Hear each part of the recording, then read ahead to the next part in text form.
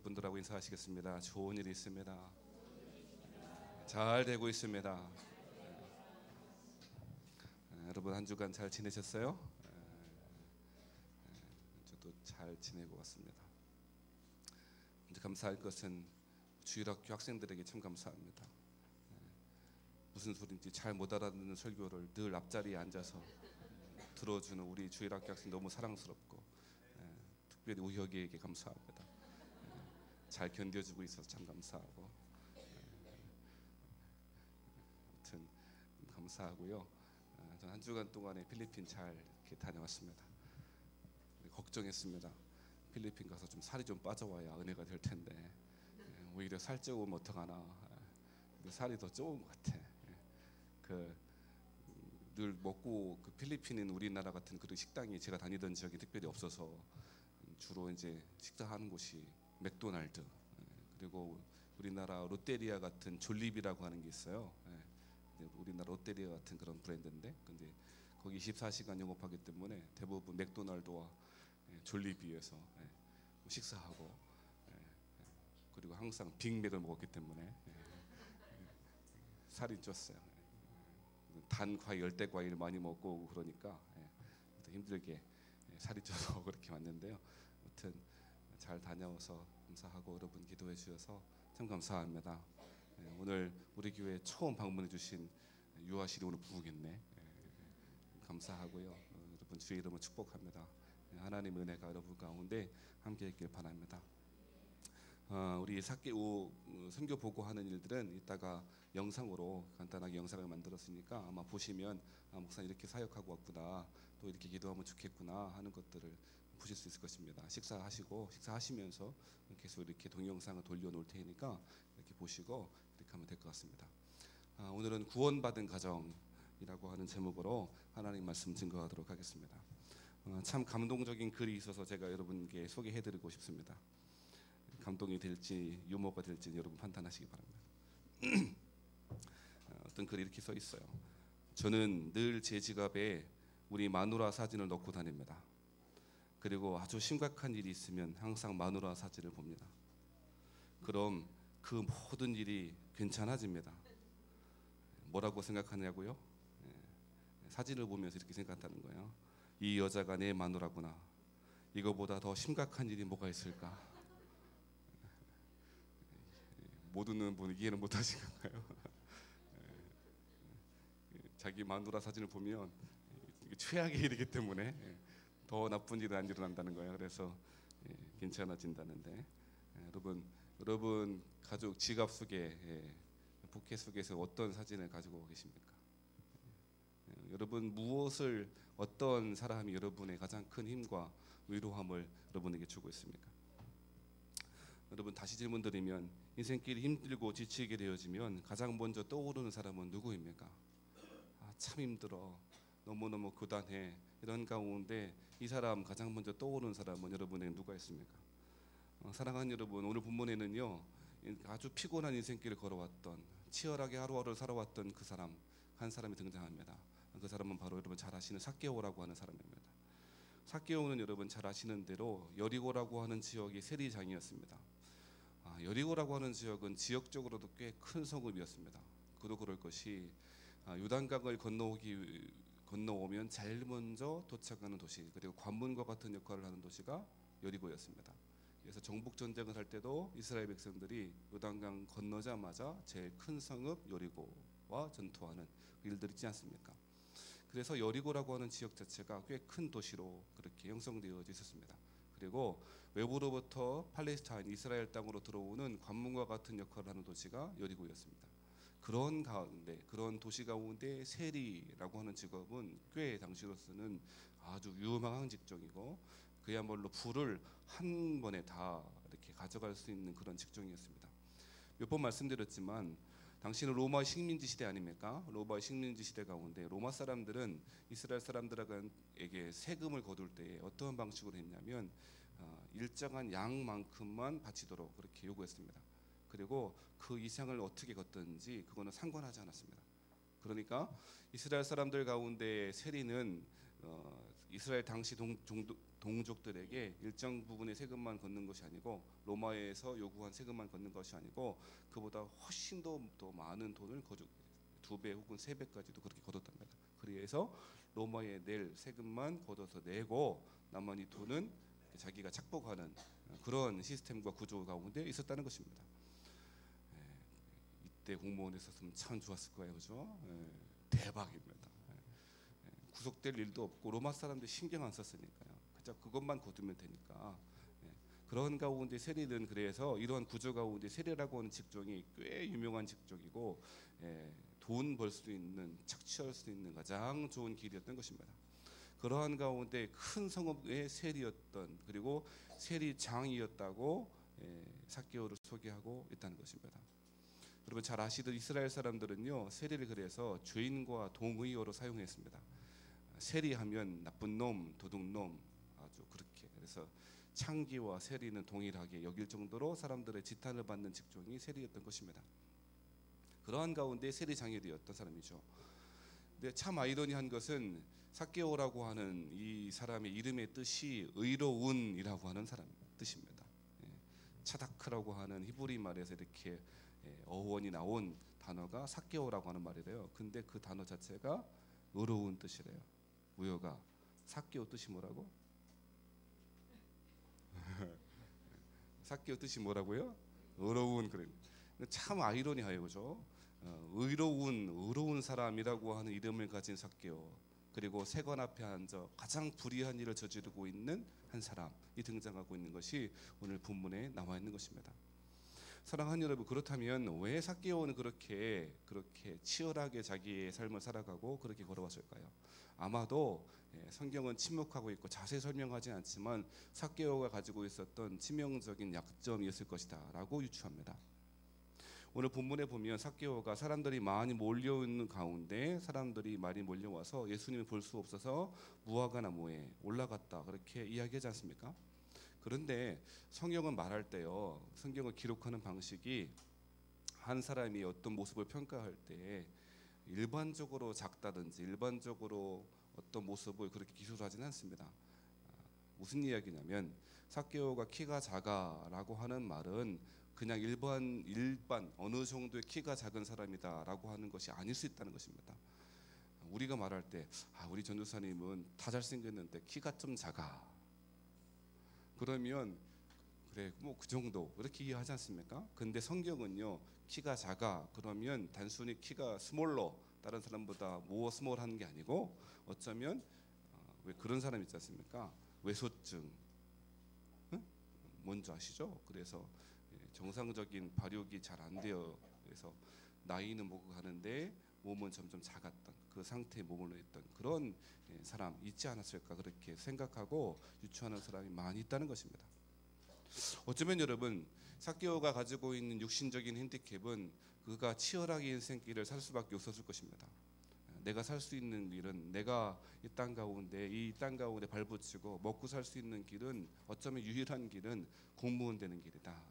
그리고 저 세리가 되는 길이 가장 좋은 길일 것이다. 그렇게 생각했을지 모르겠습니다.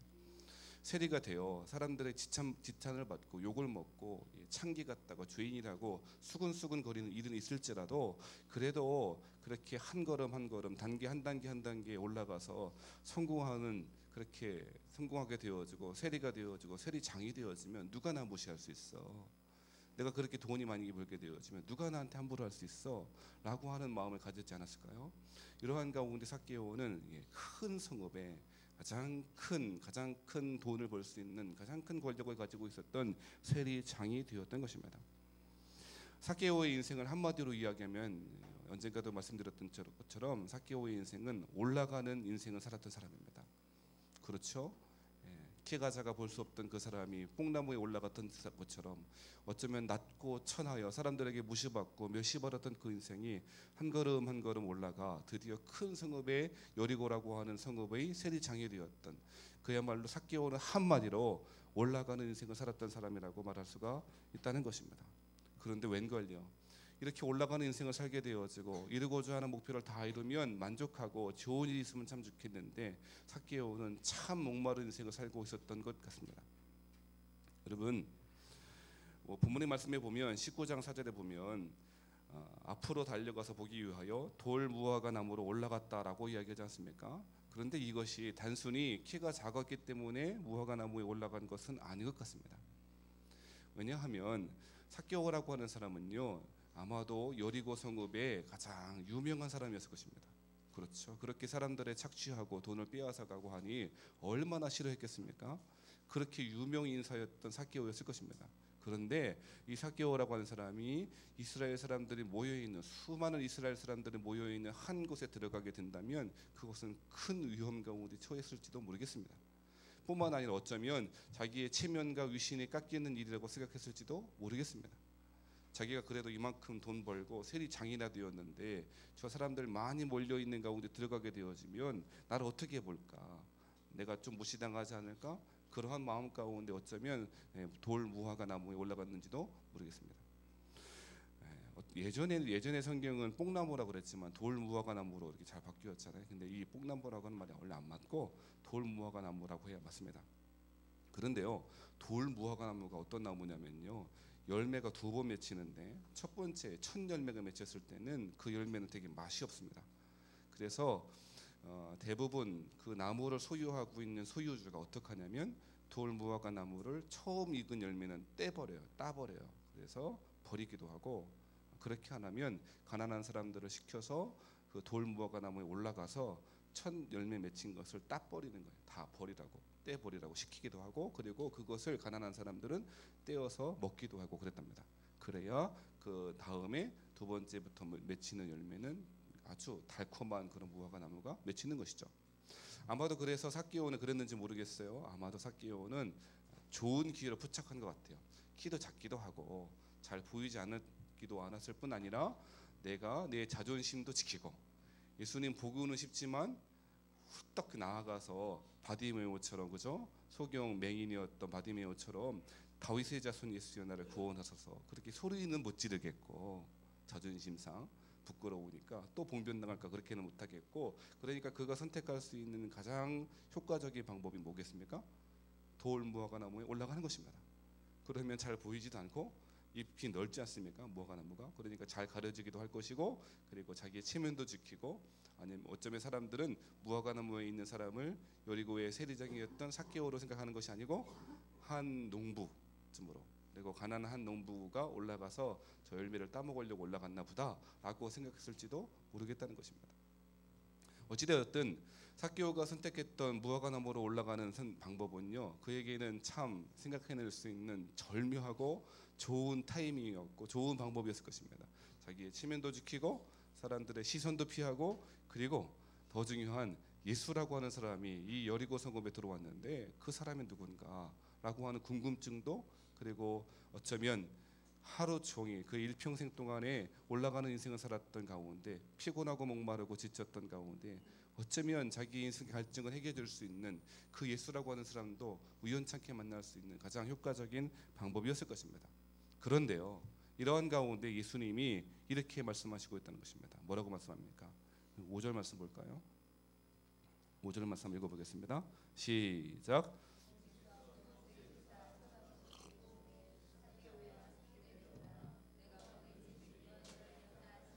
아멘.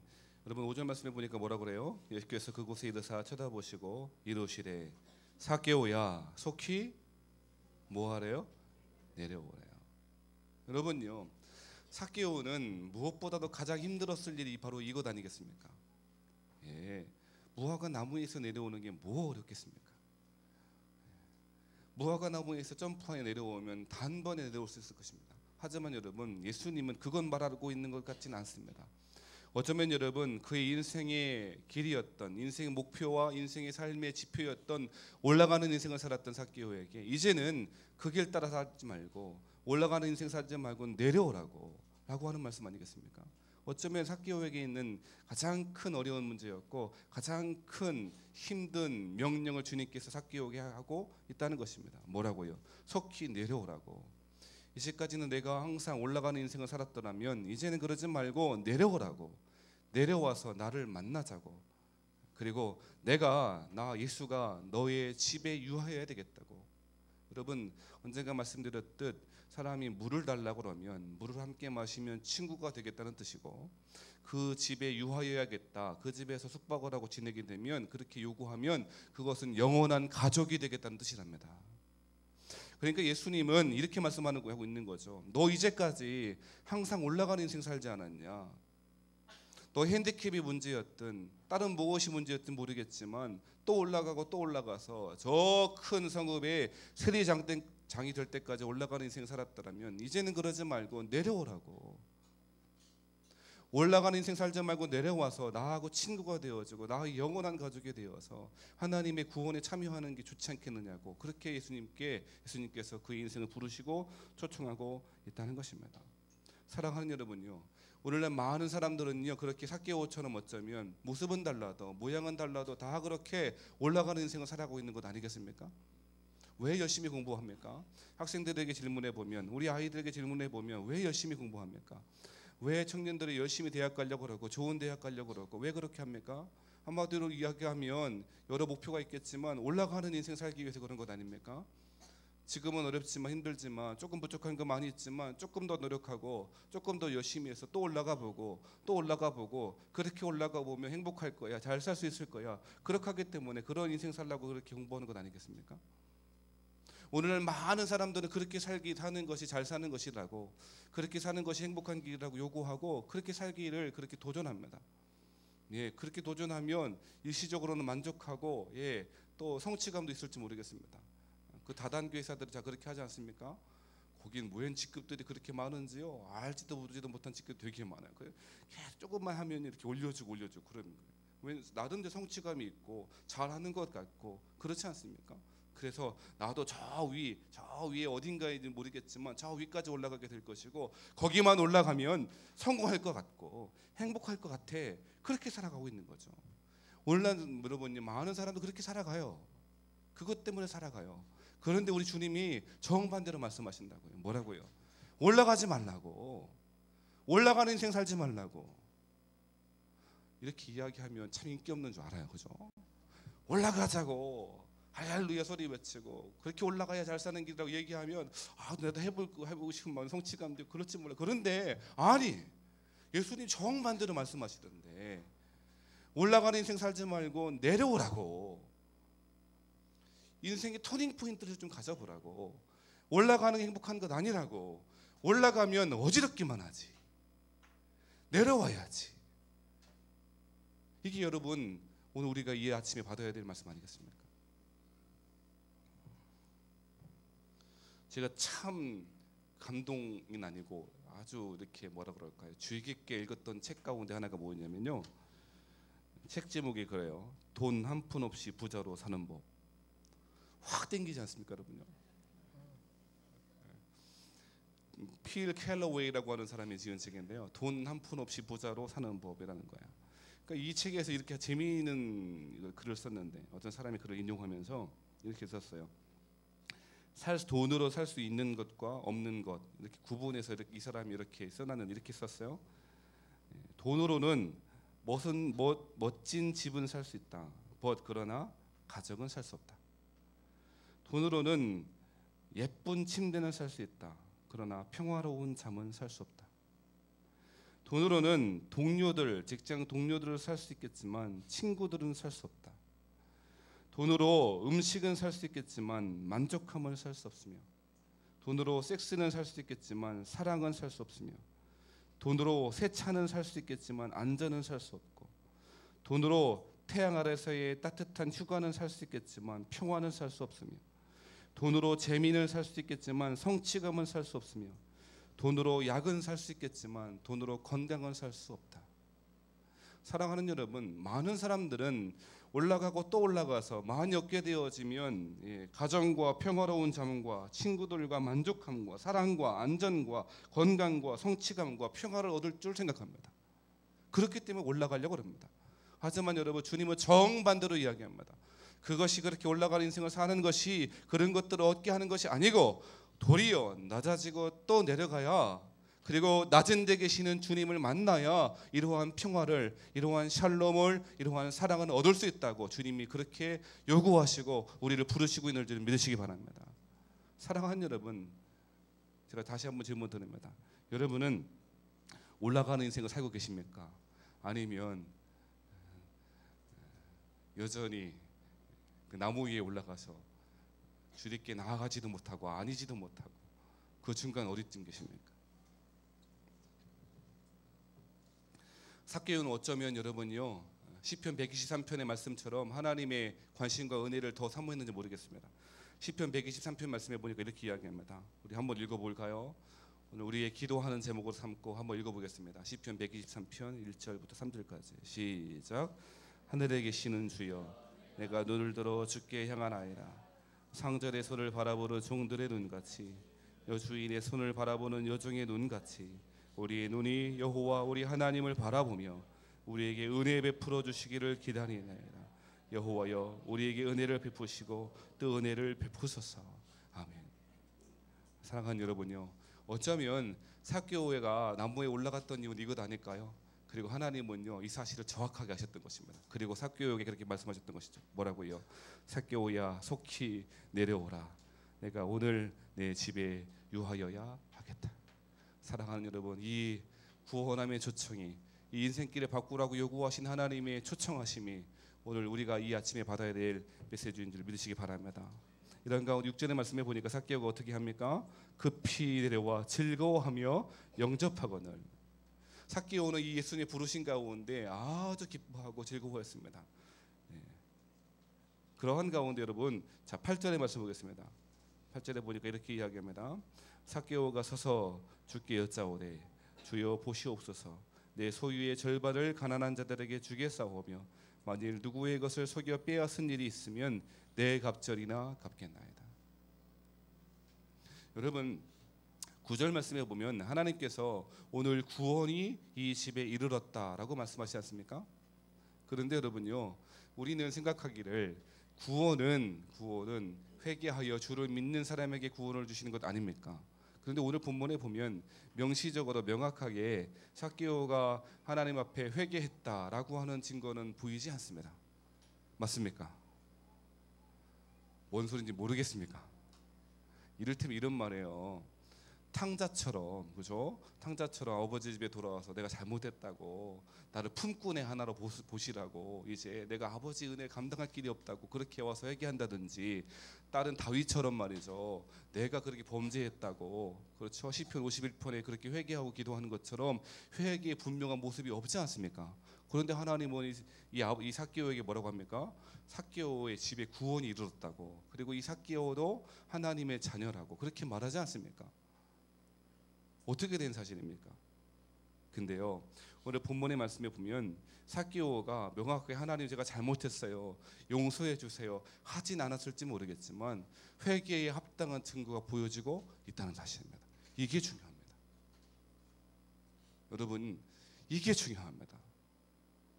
우리는 늘, 여러분 보세요, 우리는 늘 회개할 때마다 하나님 잘못했어요, 용서해 주세요 하고 끝입니다. 어떤 사람이 표현하듯 인스턴트식으로 회개합니다. 회개하자니까 회개하는 거예요. 뭐가 잘못했지? 그래, 뭐 당연히 교회형 회개하는 줄 알아. 습관적으로 그렇게 합니다. 하나님 일주일간의 모든 죄를 회개합니다. 뭘 회개하는지 모르겠어요. 여러분, 정치인들이 하는 말 가운데 가장 큰 거짓말이 뭔지 아십니까? 이런 거랍니다. 모든 것이 제 잘못입니다. 기자들 다 불러놓고 모든 것이 제 잘못입니다 라고 하는 가운데는요, 이 사람은 거짓말하는 겁니다. 그렇게 말하는 게 뭐란 뜻입니까? 내 잘못 아니라는 겁니다. 자기가 모든 걸 잘못했다고 말하면서, 교만한 가운데 말하면서 자기는 전혀 잘못한 것이 없다라고 말하는, 향부하는 거죠. 그것이 정치인의 수사 아닙니까? 마찬가지예요. 교회에서도 우리 회개할 때마다 이런 건 있죠. 회개하고 하나님께 나아갈 때 하나님 구원을 주십니다 말하면, 그렇게 이야기하면 하나님 잘못했지요, 회개합니다. 그리고 때때로 눈물 흘리기도 하고 그럽니다. 하지만 여러분, 뭐가 없습니까? 회개에 합당한 분명한 증거가 없습니다. 세계 설교 준비하다가요, 알파치노가 한 말이 있더라고요. 너무 기가 막혔어요. 충격적이기도 하고 재밌기도 하고. 보여줘 보세요. 알파치노 아시죠? 영어로 써 있기 때문에 영어로 한번 읽고 제가 한번 해석해 드리겠습니다. 잘 안 보이세요? 알파치노가 뭐라고 했냐면 이렇게 이야기했대요. I asked God for a bike. 난 하나님께 자전거를 달라고 요구했다. 이 정도는 다 알아듣으시죠? But I know God doesn't work that way. 그러나 나는 하나님이 그런 식으로 일하지 않는다는 사실을 잘 알고 있다. So 그래서 I stole on bike. 나는 자전거를 훔쳤다. And asked for forgiveness. 그리고 하나님께 회개했다. 이해되세요? 여러분요, 처음에는요, 제가 처음에 어떤 생각이 들었냐? 알파치노 천재다. 근데 가만히 생각해 보니까요, 꼭 우리 모습이 이해 아니겠어요? 우리 용식을 구해요. 그리고 할 대로 다 해요. 그렇게 다 살아가요. 그리고 어떻게 해요? Forgiveness. 하나님 용서해 주세요. 그리고 여전히 욕심은 남아있죠. 그대로. 어쩌면 여러분 알파치노 이 말이 어쩌면 현대를 살아가는 많은 그리스도인들의 삶, 그 기도의 자세, 삶의 자세를 보여주는 것 아니겠습니까? 사랑하는 여러분 어떠세요? 삭개오는 그렇지 않았습니다. 삭개오는 하나님 잘못했어요. 하나님 제가 회개합니다. 용서해 주셔서 한 일 없습니다. 하지만 명시적으로 그렇게 안 나타냈지만 어쩌면 삭개오야말로 회개의 분명한 증거를 가지고 있었던 것입니다. 사랑하는 여러분, 회개한다는 것은 삶의 길을 바꾸는 것입니다. 이제까지의 길을 살아왔다면 그 길에서 벗어나 새롭게 주님이 요구하신 길 가운데 서는 것입니다. 그리고 한 걸음 내딛는 것이야말로 하나님께서 요구하시는 회개의 증거고 구원에 합당한 회개의 열매가 될 줄 믿습니다. 사랑하는 여러분, 이 시간에 예배에 참석하신 여러분, 삶의 길을 바꾸시는 여러분 되시기를 주로 축복합니다. 그것이 하나님께서 우리에게 요구하시는 삶의 모습인 것입니다. 많은 사람들은 인스턴트 음식을 먹는 것처럼 회개합니다. 잘못했다고 말로 그렇게 이야기하지만 그것은 화려한 수사에 그칠 때가 얼마나 많습니까? 어쩌면 삭개오처럼 우리가 받아야 될 말씀이 있다면 내 소유의 절반을 가난한 자들에게 주겠습니다. 그리고 만일 누구의 것을 속여 빼앗은 일이 있다면 내 갑절이나 갚겠습니다. 라고 말하는 일 아니겠습니까? 최근에 논문을 표절했다라고 하는 연예인, 목사, 유력 인사들의 이야기 나왔지 않습니까? 그 사건들을 가만 반추해 보면서 저는 너무너무 자괴감에 빠졌습니다. 모 대형교회 목사님 논문을 표절한다고 했을 때 어떻게 반응했습니까? 그런 일 없다고 반응했고요. 거짓말이라고. 그리고 나중에 다 밝혀지니까 잘못했다고. 그러면서 눈물 흘리더라고요. 근데 악어의 눈물 같았어요. 나중에 뭐라고 붙이는 거, 왜 그것이 왜 가슴에 와닿지 않았느냐면 그러면서 말하기를 교회 건축을 방해하는 사람의 그런 준둥인 것처럼 그렇게 이야기하더라고요. 그거 참 뺐으면 참 좋았을 텐데. 그런 일이 있는지 없는지는 확인한 일 없으니까 모르겠죠. 하지만 여러분, 그것은 회개하는 것 아니지 않습니까? 눈물 흘리면 뭐 할 겁니까? 눈물 흘리면 뭐 할 겁니까? 근데요, 예수 믿지 않는 김혜수는 다르게 하더라고요. 김혜수 아시죠? 직장의 신. 김혜수 씨는요, 탤런트 연예인 김혜수 씨는요, 나오자마자 그 사건이 터지자마자 어떻게 반응합니까? 맞다고, 내가 그랬다고, 잘못했다고, 다 포기하고 다 내려놓겠다고 하더라고요. 거꾸로 된 것 같아. 거꾸로 된 것 같아.